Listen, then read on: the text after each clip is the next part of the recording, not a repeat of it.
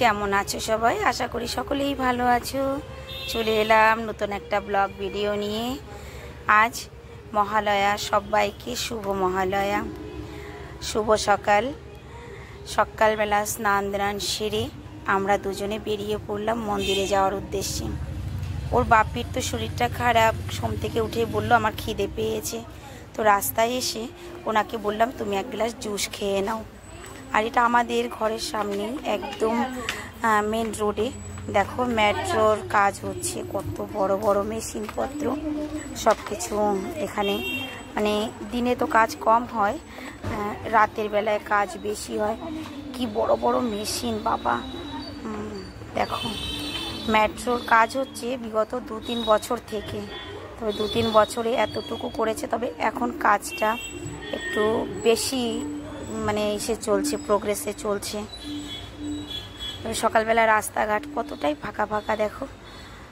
আমার 2 ছেলে কিন্তু ঘরে ঘুমিয়ে আছে, আর আমরা দুজন সকালবেলা স্নান দান করে বেরিয়ে পড়েছি।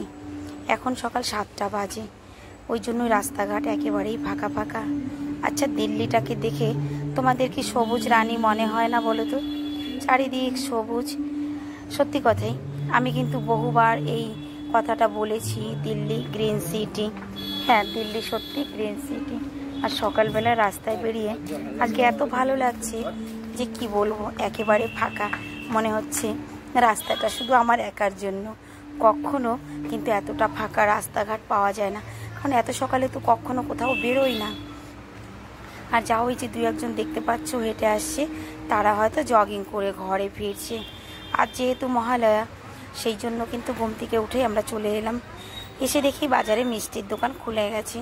এই যে দোকানটা দেখতে পাচ্ছ, সিআর পার্কের কিন্তু খুব নামি দামি একটা মিষ্টির দোকান। এই দোকানটার নাম অন্নপূর্ণা। আর এর পাশেই দেখে আবার একটা নতুন দোকান খুলেছে। আজ মহালয়া, তাই এরা আজকে অনেক সকাল সকাল দোকান খুলেছে। আর আমি তো ভেবেছি যে এত সকালে উঠে বোধহয় আমি একাই এসেছি, কিন্তু না, এখানে তো এসে দেখছি আমার আগে আরও অনেক লোক রেডি হয়ে হয়ে মন্দিরে চলে এসেছে। আমার কিন্তু সত্যি কথাই জানা ছিল না যে মহালয়ার দিন পিতৃপক্ষ অমাবস্যা বা তর্পণ করে কোনো একটা ব্যাপার আছে। এই ব্যাপারটা কিন্তু আমার জানা ছিল না, আমি এবারই প্রথম শুনলাম। তবে এখানে তর্পণের জন্য যা ভিড়, এখানে আমাদের দ্বারা তর্পণ দেওয়া সম্ভব নয়। কারণ শুনলাম এখানে নাকি 1 মাস আগে থেকে নাম লেখাতে হয়। আমরা তো আর 1 মাস আগে এখানে নাম লেখাইনি। এখানকার পুজো প্যান্ডেলের কর্তৃপক্ষ যারা, তারাই কিন্তু আগে আগে নাম টাম সব লিখিয়ে নেয়। তো আমরা তো অনেক দূর থেকে এসেছি, এখানে ভিড় দেখে আমি বললাম যে থাক, আর দরকার নেই, আমরা পুজো দিতে এসেছি, চলো মন্দিরে গিয়ে প্রসাদটা চড়াই আর মায়ের পায়ে প্রণাম করে যাই। সত্যি কথা, ওর বাপি সুস্থ হওয়ার পরে মন্দিরে নিয়ে আসবো ভেবেছি, কিন্তু কোনো না কোনো কারণে আমার ঠিক আশা হয়নি। 4-5 দিন কেটে গেল, উনি ওনার কাজেও যাচ্ছেন। তো ভাবলাম না, আজকের দিনটাই সব থেকে ভালো। চলে এলাম। দেখো কি সুন্দর একটা ব্যাপার, এখানে বাড়ির থেকে জল, ফুল, তুলসী পাতা, বেলপাতা কিছুই নিয়ে আসতে হয়নি। এখানে সব কিছুর ব্যবস্থা আছে। তুলসী পাতা, বেলপাতা, দূর্ব, জল, ঘটি সব কিছু রাখা আছে। শুধু তুমি এসে পুজোটা করে নাও। সব কিছুরই যখন ব্যবস্থা আছে, তখন পুজোটা না করেই বা যাবো কেন বলো? আমি ভিতরে গিয়ে পুজোটা করলাম, শিবের মাথায় জল ঢাললাম, জল ঢেলে এখানে পুজো করলাম। ওর বাপি আর ভিতরে গিয়ে পুজোটা করেনি, উনি বাইরে থেকেই মা কালীর কাছে প্রণাম করলো, এখানে প্রণাম করলো। তারপরে অনেকক্ষণ আমরা এখানে একটু বসলাম, বসে একটু দেখলাম সব কিছু। আর এদিকে ওর বাপির তো খুব খিদে পেয়েছে, উনি বারবার আমাকে বলছে শুনছো বাড়ি চলো, এক তো ছেলেদেরও তালা দিয়ে রেখে এসেছি। এখানকার মন্দিরটা কিন্তু যেন খুব সুন্দর। বহুবার তোমাদের সঙ্গে আমি এই মন্দিরটা শেয়ার করেছি, কারণ এখানে এলে সত্যিই খুব ভালো লাগে। চারিদিকটা এত সুন্দর সবুজ, মনে হয় যেন কোন জঙ্গলের মধ্যে এই মন্দিরটা। দেখো চারিদিকটাই শুধু ঘন জঙ্গলের মতোই মনে হয়, তার মাঝখানে একটা মন্দির। তবে এখনও কেমন মনে হচ্ছে যেন মানে উজালা হয়নি, হ্যাঁ কেমন একটা অন্ধকার অন্ধকার ভাব লাগছে। তারপরে বাড়িতে চলে এলাম। বাড়িতে এসে আগে ওর বাপের জন্য খিচুড়ি বসিয়েছি, মানে ডালিয়া মিক্স ভেজিটেবলস দিয়ে, কারণ উনি তো খিদে সহ্য করতে পারছে না। আমি যতক্ষণ খাবার তৈরি করেছি ততক্ষণ ওর বাপি আমাকে সবজিগুলো কেটে দিয়েছে। আর এদিকে বাড়ির কাছে একটা মন্দির আছে, সেখানে যাওয়ার জন্য আমি এই থালাটা গুছিয়েছি।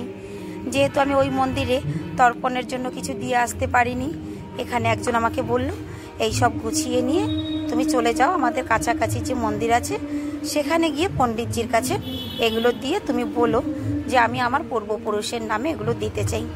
তো আমি আবার সেটা গুছিয়ে নিয়ে চলে এলাম মন্দিরে। এই মন্দিরটা কিন্তু একদমই আমাদের বাড়ির কাছাকাছি। আর আজকে ভিডিওটা আমি ভয়েস দিচ্ছি, এখানে একটা গানের আওয়াজ আসছে, হয়তো জানি না ভিডিওতে আসছে কি না, কারণ আমি ভয়েসটা শিব মন্দিরে বসে দিচ্ছি এখন রাতে। এখানে কালচার প্রোগ্রাম চলছে তো একটু দূরেই আছি।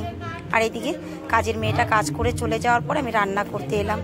ছোট মাছ কেটেছি, আর ওর বাপি তো কেটেই দিয়ে গেছে সবজিগুলো। আর এইদিকে খেকসি ভাজা করেছি, আর বেগুন দিয়ে আলু দিয়ে 4 পিস তেলাপিয়া মাছ আছে সেটা রান্না করব। আর লাউ দিয়ে ওই যে ছোট মাছগুলো দেখলে, ছোট মাছ দিয়ে রান্না করব। আর মাছগুলো আগে ভেজে তুলে নিয়েছি। এই মাছগুলো বেশ কিছুদিন আগেই আনা ছিল ঘরে। রান্না বান্না কমপ্লিট করলাম, 2 ছেলেকে নিয়ে খেতে বসেছি। ওর বাপি ভাত খাবে না, ওনার জন্য খিচুড়ি আছে। তো বন্ধুরা, আজকের ভিডিওটা এখানেই আমি শেষ করছি। ভালো লাগলে একটি লাইক কমেন্ট করে যাবে অবশ্যই। আর তোমাদের একটা লাইক একটা কমেন্ট কিন্তু আমাকে ভিডিও করতে ভীষণ উৎসাহী করে। সবার মঙ্গল কামনা করে আজকের ভিডিওটা এখানেই শেষ করছি।